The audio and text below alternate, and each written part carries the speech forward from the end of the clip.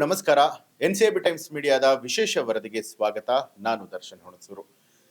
ಜಮ್ಮು ಮತ್ತು ಕಾಶ್ಮೀರದಲ್ಲಿ ಕ್ಷಿಪಣಿಯ ದಾಳಿಯ ಯತ್ನ ನಡೆದಿದೆ. ಪಾಕಿಸ್ತಾನದ 3 ಫೈಟರ್ ಜೆಟ್ಗಳನ್ನ ಭಾರತ ಹೊಡೆದು ಉರುಳಿಸಿದೆ. ಹೌದು, ಭಾರತ ಮತ್ತು ಪಾಕಿಸ್ತಾನದ ಗಡಿಯಲ್ಲಿ ಉದ್ವಿಗ್ನತೆ ದಿನದಿಂದ ದಿನಕ್ಕೆ ತಾರಕಕ್ಕೆ ಏರ್ತಾ ಇರುವಂತದ್ದು. ಆಪರೇಷನ್ ಸಿಂಧೂರ್ ಅಡಿಯಲ್ಲಿ ಭಾರತೀಯ ಸೇನೆಯು ಪಾಕಿಸ್ತಾನದ 9 ಭಯೋತ್ಪಾದಕ ನೆಲೆಗಳನ್ನ ಧ್ವಂಸಗೊಳಿಸಿದ ನಂತರ ಜಮ್ಮು ವಿಮಾನ ನಿಲ್ದಾಣದ ಮೇಲೆ ದಾಳಿ ಮಾಡೋದಕ್ಕೆ ಪಾಕಿಸ್ತಾನ ವಿಫಲವಾದಂತ ಯತ್ನವನ್ನ ನಡೆಸಿದ್ದು S-400 ಹಲವಾರು ಪಾಕ್ ಡ್ರೋನ್ಗಳನ್ನ ಹೊಡೆದು ಉರುಳಿಸಿದೆ. ಪಾಕಿಸ್ತಾನದಿಂದ ಕಳುಹಿಸಲಾದಂತಹ ಡ್ರೋನ್ಗಳನ್ನ ಭಾರತೀಯ ಸೇನೆ ಯಶಸ್ವಿಯಾಗಿ ಹೊಡೆದು ಉರುಳಿಸಿರುವಂತದ್ದು. ಈ ಒಂದು ಘಟನೆಯಿಂದಾಗಿ ಜಮ್ಮುವಿನ ವಾತಾವರಣ ಯುದ್ಧಮಯವಾಗಿ ಹೋಗಿದೆ. ಸ್ಥಳೀಯರಲ್ಲಿ ಸಾಕಷ್ಟು ಆತಂಕ ಮನೆ ಮಾಡಿರುವಂತದ್ದು. ಇನ್ನು ಜಮ್ಮುವಿನ ವಿಮಾನ ನಿಲ್ದಾಣದ ಮೇಲೆ ದಾಳಿಯನ್ನ ಮಾಡೋದಕ್ಕೆ ಪಾಕಿಸ್ತಾನ ವಿಫಲವಾದಂತಹ ಯತ್ನ ಕೂಡ ಮಾಡಿರುವಂತದ್ದು. ಭಾರತೀಯ ವಾಯು ರಕ್ಷಣಾ ವ್ಯವಸ್ಥೆಯು ಮತ್ತೊಮ್ಮೆ ಪಾಕಿಸ್ತಾನದ ಡ್ರೋನ್ಗಳನ್ನ ಆಕಾಶದಲ್ಲೇ ಹೊಡೆದು ಉರುಳಿಸಿದೆ. ಇದಲ್ಲದೆ ಜಮ್ಮುವಿನ ಇಂತಹ ಪ್ರದೇಶಗಳಲ್ಲಿ ಡ್ರೋನ್ ದಾಳಿಯನ್ನ ನಡೆಸೋದಕ್ಕೆ ವಿಫಲ ಯತ್ನಗಳು ಕೂಡ ನಡೆದಿರುವಂತದ್ದು.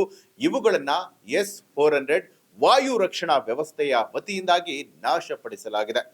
ಆಲ್ಖೋರ್ನ ಸ್ಥಳೀಯ ನಿವಾಸಿಯೊಬ್ಬರು ಆಕಾಶದಲ್ಲಿ ಕೆಂಪು ಬಣ್ಣದ ಬಲೂನ್ಗಳಂತೆ ಕಾಣುವಂತಹ ವಸ್ತುಗಳು ಹಾರಾಟವನ್ನ ನಡೆಸ್ತಾ ಇತ್ತು. ಕೆಲವೇ ಕ್ಷಣಗಳಲ್ಲಿ ಜೋರಾದ ಸ್ಫೋಟದ ಶಬ್ದ ಕೂಡ ಕೇಳಿಸ್ತು. ಇಡೀ ಪ್ರದೇಶ ಕತ್ತಲೆಯಲ್ಲಿ ಏನೂ ಕೂಡ ಕಾಣದಂತಹ ಪರಿಸ್ಥಿತಿ. ಇನ್ನು ವಾಹನಗಳ ದೀಪಗಳು ಮಾತ್ರ ಅಲ್ಲಲ್ಲಿ ಗೋಚರಿಸ್ತಾ ಇತ್ತು ಅಂತ ತಿಳಿಸಿರುವಂತದ್ದು. ಇನ್ನು ಈ ಒಂದು ಪ್ರದೇಶದಲ್ಲಿ ವಿದ್ಯುತ್ ಅನ್ನು ಕೂಡ ಸಂಪೂರ್ಣವಾಗಿ ಸ್ಥಗಿತ ಮಾಡಿದ್ರಂತೆ. ಸೈರನ್ಗಳ ಶಬ್ದಗಳು ಕಿವಿಗೆ ಹೊಡೆಯೋದಕ್ಕೆ ಶುರು ಮಾಡುತ್ತೆ. ಇನ್ನು ವರದಿಗಳ ಪ್ರಕಾರವಾಗಿ ಪಾಕಿಸ್ತಾನವು ಜಮ್ಮುವಿನ ಗಡಿ ಭಾಗಕ್ಕೆ ಹಲವಾರು ಡ್ರೋನ್ಗಳನ್ನ ಕಳುಹಿಸಿರುತ್ತೆ. ಭಾರತೀಯ ಸೇನೆಯ ವಾಯು ರಕ್ಷಣಾ ವ್ಯವಸ್ಥೆಯು ಈ ಒಂದು ಡ್ರೋನ್ಗಳನ್ನ ಗುರುತಿಸಿ ನಿಖರವಾಗಿ ದಾಳಿಯ ಮೂಲಕ ಹೊಡೆದು ಉರುಳಿಸಿರುವಂತದ್ದು. ಜಮ್ಮುವಿನಲ್ಲಿ ಡ್ರೋನ್ ದಾಳಿ ಎಲ್ಲಿ ನಡೀತು? ಪಾಕಿಸ್ತಾನ ಡ್ರೋನ್ಗಳ ಮೂಲಕ ದಾಳಿಯನ್ನ ಮಾಡೋದಕ್ಕೆ ಯತ್ನಿಸಿದಂತಹ ಸ್ಥಳಗಳಲ್ಲಿ ಜಮ್ಮು ವಿಮಾನ ನಿಲ್ದಾಣ, ಜಮ್ಮು ರೈಲು ನಿಲ್ದಾಣ, ಚೆನ್ನಿ ಹಿಮತ್ ಮತ್ತು ಜಮ್ಮುವಿಗೆ ಹೊಂದಿಕೊಂಡಿರುವಂತಹ ಗಡಿ ಪ್ರದೇಶ ಆಗಿರುವಂತಹ RS ಪುರ ಕೂಡ ಸೇರಿರುವಂತದ್ದು.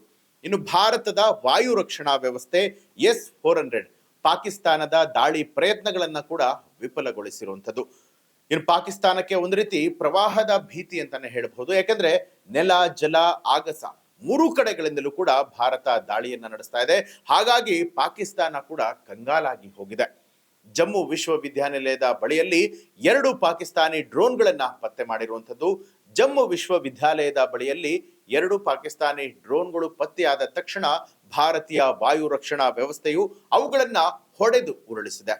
ಇದಿಷ್ಟು ಒಂದು ಕಡೆ ಆದ್ರೆ, ಜಗತ್ತಿನಲ್ಲಿ ಈಗ ಸಾಕಷ್ಟು ಚರ್ಚೆಗೆ ಗ್ರಾಸ ಆಗ್ತಾ ಇರುವಂತಹ ವಿಚಾರ ಅಂತ ಹೇಳಿದ್ರೆ ಭಾರತದ ಸುದರ್ಶನ ಚಕ್ರ.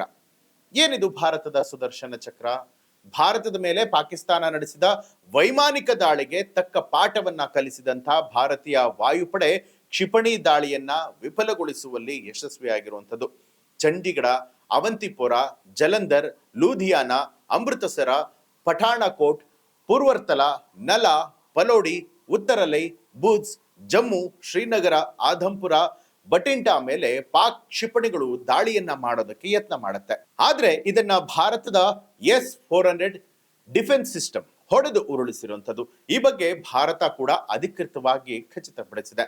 ಒಂದೆಡೆಯಲ್ಲಿ ಭಾರತದ ರಕ್ಷಣೆಗೆ ಬಳಕೆಯಾಗಿದ್ದು ಅಮೆರಿಕದ ವಿರೋಧದ ನಡುವೆಯೇ ಭಾರತ ಖರೀದಿಯನ್ನ ಮಾಡಿದಂತಹ S-400 ಏರ್ ಡಿಫೆನ್ಸ್ ಸಿಸ್ಟಮ್ ಬಹಳ ಅಪರೂಪದ ಒಂದು ಸಿಸ್ಟಮ್ ಅಂತಾನೆ ಹೇಳ್ಬೋದು. ಇದನ್ನ ಭಾರತದ 15 ನಗರಗಳ ಮೇಲೆ ಪಾಕಿಸ್ತಾನ ಮಿಸೈಲ್ ದಾಳಿಯನ್ನ ನಡೆಸ್ತಾ ಇರುವಂತದ್ದು. ಇದನ್ನ S-400 ಏರ್ ಡಿಫೆನ್ಸ್ ಸಿಸ್ಟಮ್ ಸಂಪೂರ್ಣವಾಗಿ ವಿಫಲಗೊಳಿಸಿದೆ. ಈ S-400 ಏರ್ ಡಿಫೆನ್ಸ್ ಸಿಸ್ಟಮ್ ಏನಿದೆ, ಇಸ್ರೇಲ್ನ ಐರನ್ ಡೋಮ್ ರೀತಿಯಲ್ಲಿ ಇದು ಕೆಲಸವನ್ನ ಮಾಡುತ್ತೆ. ಭಾರತಕ್ಕೆ ವೈರಿ ರಾಷ್ಟ್ರಗಳ ವಾಯು ದಾಳಿ, ಮಿಸೈಲ್ ದಾಳಿಯಿಂದ ಇದು ಸಂಪೂರ್ಣವಾಗಿ ರಕ್ಷಣೆಯನ್ನ ಕೊಡುತ್ತೆ. S-400 ಅನ್ನ ಸುದರ್ಶನ ಚಕ್ರ ಅಂತಲೂ ಕೂಡ ಕರೆಯಲಾಗುತ್ತೆ.